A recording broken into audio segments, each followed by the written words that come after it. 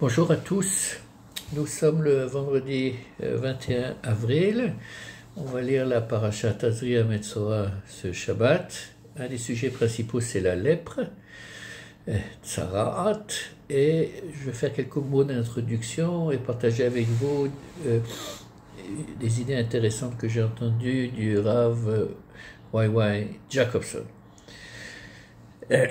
La lèpre, comme on dit en français, peut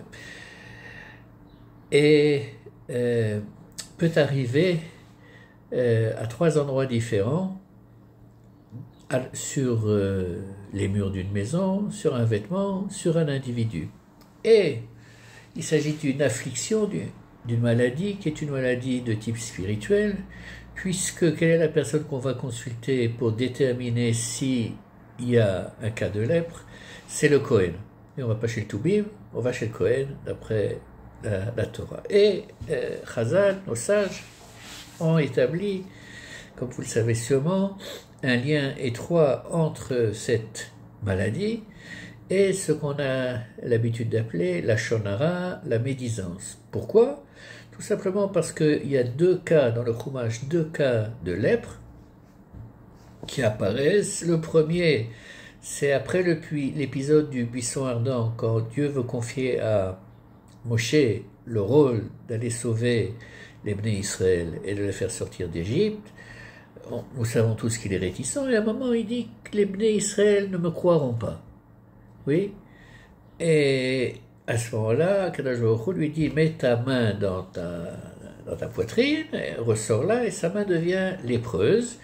Et donc, les commentateurs disent que si justement elle est devenue lépreuse, c'est qu'il avait parlé en mal des Bnei Israël en pensant qu'ils ne le croiraient pas. Et le deuxième épisode, c'est dans les Nombres, quand Myriam et Aaron, et vraisemblablement avec Moshe, critiquent Moshe, Myriam principalement, parce qu'il s'est éloigné, ou l'aurait divorcé de Tzipora, sa femme. Et comme, entre guillemets, punition, elle est frappée de lèpre, et par conséquent, ces deux épisodes sont considérés dans la tradition comme étant une conséquence de ce qu'on appelle en hébreu le Lashon Hara. Juste pour clarifier deux terminologies, il y a ce qu'on appelle le Lashon Hara, qui est en fait le fait de dire quelque chose de vrai sur quelqu'un, mais quelque chose qui est négatif. Et il y a le concept de Motzi Shemra, de calomnie, qui est de dire quelque chose de faux sur quelqu'un, de répondre des rumeurs. Maintenant, de manière générale, il me semble que la shonara est compris de manière globale dans la tradition comme non seulement dire des choses négatives sur quelqu'un, mais que ce soit vrai ou que ce soit pas vrai. Comment dirais-je, dans l'enthousiasme, entre guillemets, on peut-être dire des choses qui soient inexactes. Un des grands sages, le Chafetz Chaim, a écrit tout un livre sur Shmirat HaLashon, garder la langue, comment éviter de faire du Lashon Hara, de la médisance. J'avoue que je ne l'ai pas lu, mais il paraît que c'est assez impressionnant. Après qu'on l'a lu, on n'ose plus ouvrir la bouche, pratiquement. Toujours est-il que ce que je voudrais faire, ça va être un Dvar Torah qui est court. J'ai de près avec mon Zoom, et donc j'enregistre de mon téléphone portable, en espérant que ça ne posera pas de problème. Je vais lire le verset qui est le verset où on parle de cette lèpre. C'est donc dans le Lévitique, au chapitre 13, les versets 1 et 2. Le premier verset, c'est « Vaidaber Hashem el Moshe vel Aaron les morts ». Bien. Et le deuxième verset, celui qui nous intéresse. Je lis d'abord en hébreu et je vous donnerai la traduction du rabbinat. Adam qui est be'or besaro set או ספחת או והרת, והיה באור בשרו לנגע צרת, והובא אל אהרון הכהן, או אל אחד מבניו הכהנים. Traduction en français, l'Éternel parla ainsi à Moïse et Aaron, s'il se forme sur la peau d'un homme une tumeur, ou une dartre, ou une tache, pouvant dégénérer sur cette peau en affection lépreuse, il sera amené à l'un des enfants, un de ses enfants, Cohen. Aaron, un des enfants Cohen. Alors, je reviens, une tumeur, une dartre ou une tache. Alors, est-ce que quelqu'un d'entre vous sait ce que c'est qu'une dartre? Je dois dire que j'avoue mon ignorance. C'est la première fois que je lis, en tout cas, dont je me souviens avoir lu ce verset en français. Et première fois que je rencontre ce mot, donc je suis allé voir quelle est la définition d'une dartre. Et voilà ce que j'ai trouvé. Une dartre, de son vrai nom, ça c'est pour les toubibs, je suppose, pharmaciens, etc. Pityriasis alba, ou eczématide, alors maintenant c'est clair à tout le monde, oui, est une petite zone de peau sèche, squameuse, blanchâtre, rose ou légèrement rouge, généralement liée à la sécheresse cutanée. Les dartres apparaissent sous la forme de plaques arrondies, rosées ou parfois rouges.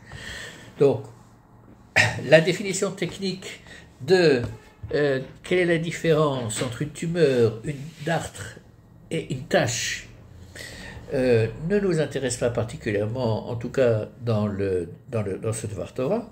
Et ce que le Rabbi Jacobson pose comme question, c'est que représentent ces trois types de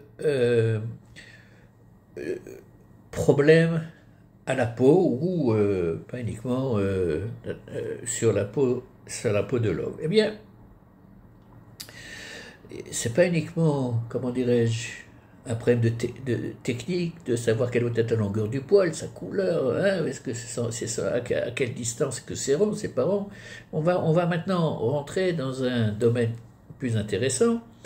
Et le Rav Jacobson dit que si la Torah emploie trois mots différents, dans le cadre de ce qu'on appelle en français la lettre, la tsara, c'est parce qu'en fait, il y a trois raisons principales qui peuvent nous amener à faire de la médisance et à parler en mal d'autres personnes. Je sais que la plupart d'entre vous, ne font jamais pratiquement de la shonara, mais ça peut nous arriver. Et comme la parole a beaucoup de poids dans notre tradition, Dieu a créé le monde par 10 paroles, et on peut détruire la vie d'une personne en parlant mal de lui, n'est-ce pas? Quand je dis parler, c'est pas uniquement par la parole. Aujourd'hui, c'est dans les journaux, c'est dans les réseaux sociaux, ça peut arriver à des situations catastrophiques où la personne est tellement détruite qu'elle va même tomber malade et, qu'à Dieu ne plaît, se suicider. C'est un sujet qui est sérieux. Et donc, pour comprendre les trois raisons principales qui peuvent nous amener à faire du Lashon Hara, eh bien, le Rav Jacobson va prendre chaque mot, en hébreu, bien entendu, et l'analyser. Le premier mot, c'est Se'et. Se'et, ça s'écrit Sin, Aleph et Tav, et c'est la racine du mot élevé. Il y a dans la prière, on dit, dans un moment un peu avant la Mida, en parlant d'Akadosh Baruch Hu, Ram Venissa, c'est-à-dire qu'il est très élevé, n'est-ce pas? Donc,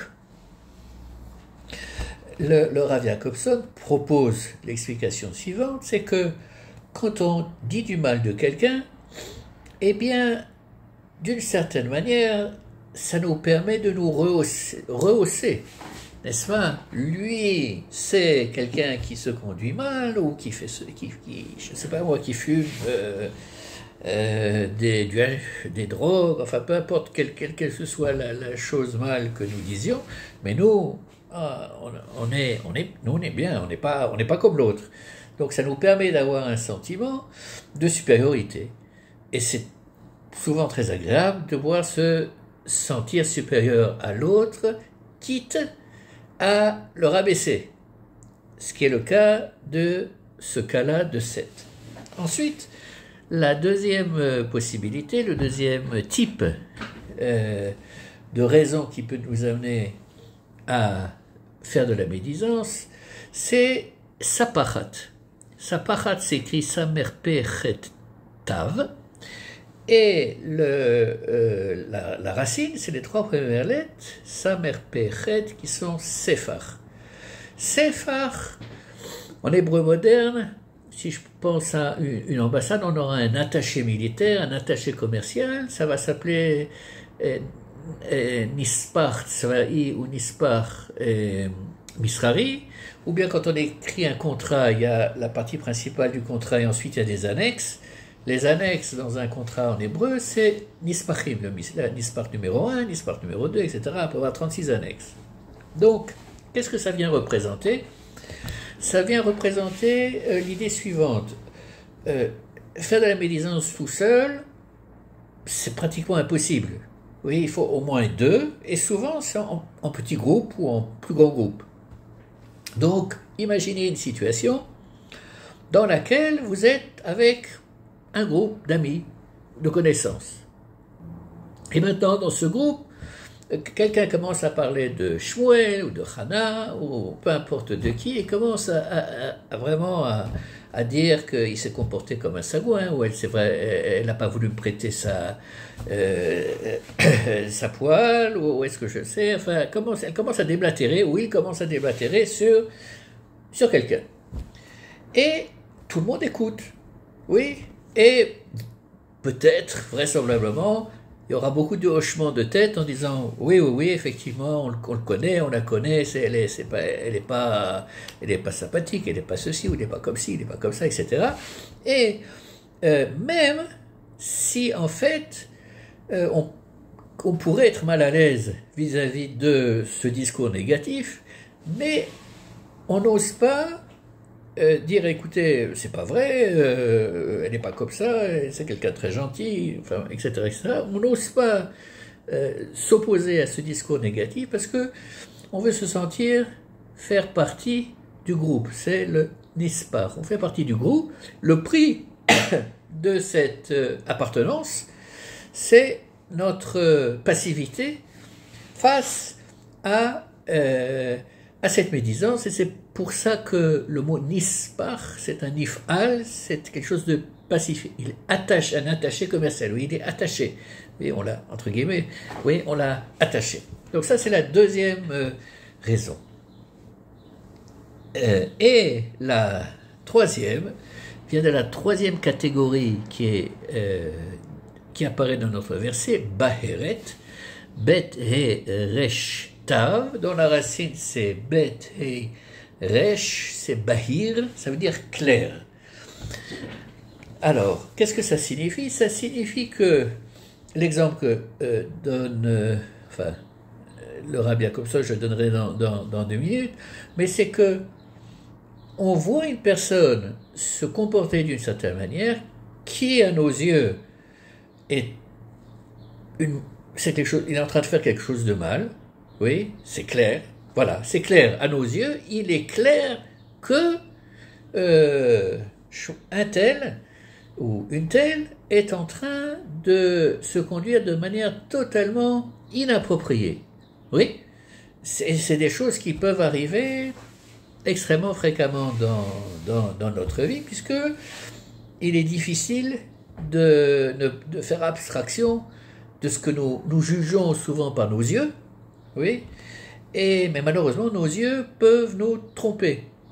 C'est-à-dire qu'on voit une certaine situation, elle est a priori objective, mais notre interprétation de cette situation est une interprétation négative.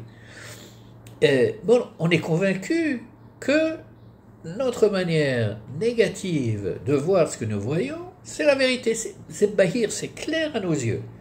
Oui, c'est ce qui est lié d'une certaine manière à une des à Pirkei Avot, à une des Mishnah qui est où il y a un dicton je pense, extrêmement fondamental pour être appliqué dans nos vies, c'est de ne pas juger autrui tant qu'on n'a pas été dans la même situation que lui. Or, on ne peut jamais se mettre à la place de quelqu'un, puisque que ce soit une histoire de homme-femme, on n'a pas son histoire, on n'a pas toutes les conditions qui font qu'il est devenu ce qu'il est devenu ou elle est devenue, et donc par conséquent, il faut s'abstenir de porter un jugement, mais, comment dirais-je, c'est ce qui se passe dans le cas de Bahéret. Il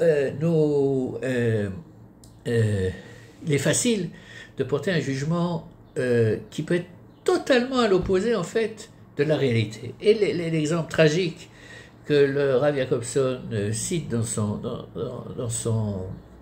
petit chiour, c'est le suivant, c'est que ça se passait à Jérusalem, je ne sais pas, une trentaine d'années ou une quarantaine d'années, il n'a pas précisé.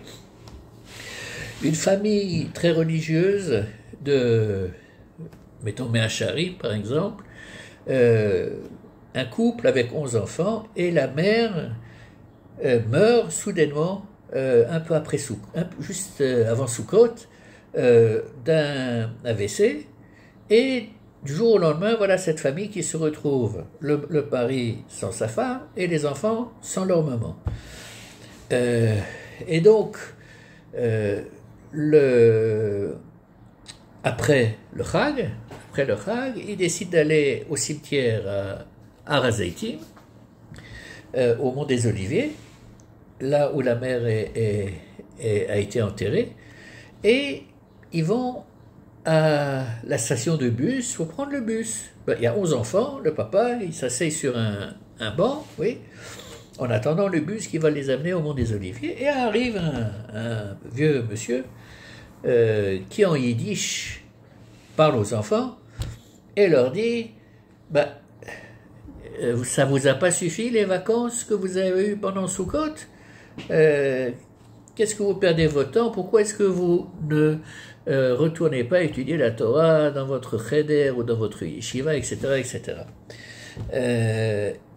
Donc, voilà, il n'y a rien besoin d'ajouter, c'est une situation neutre, mais qui a été interprétée de la manière dont elle est interprétée, et qui se trouve à l'extrémité opposée.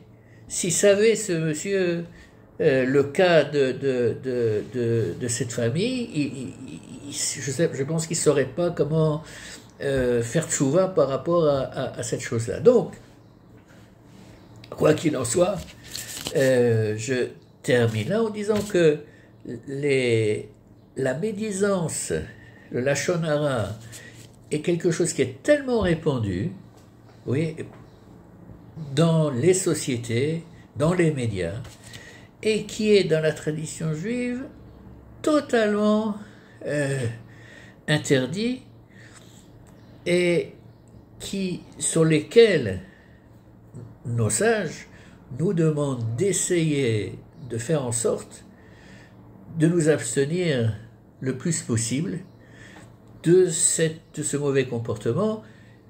Ils disent la chose suivante, que quand une personne parle à une autre en mal, donc fait du lachon hara sur une troisième personne, il y a 3 personnes qui en subissent les conséquences. Il y a la personne qui parle en mal, il y a la personne qui entend, et la personne, bien sûr, sur qui on parle. Or, entre guillemets, la personne qui entend, il n'y a pas de fumée sans feu, n'est-ce pas? C'est une réaction naturelle. Il est très facile d'introduire un doute dans l'esprit de quelqu'un par rapport à une connaissance, un ami, où a priori il n'a pas d'a priori négatif, mais maintenant il entend quelque chose qui est négatif, et ça peut avoir des conséquences négatives à long terme pour leur relation, etc., etc. Donc, je souhaite que nous parvenions tous à améliorer progressivement notre comportement par rapport à cette situation de Lachon Hara, Shabbat Shalom et Chodesh Tov.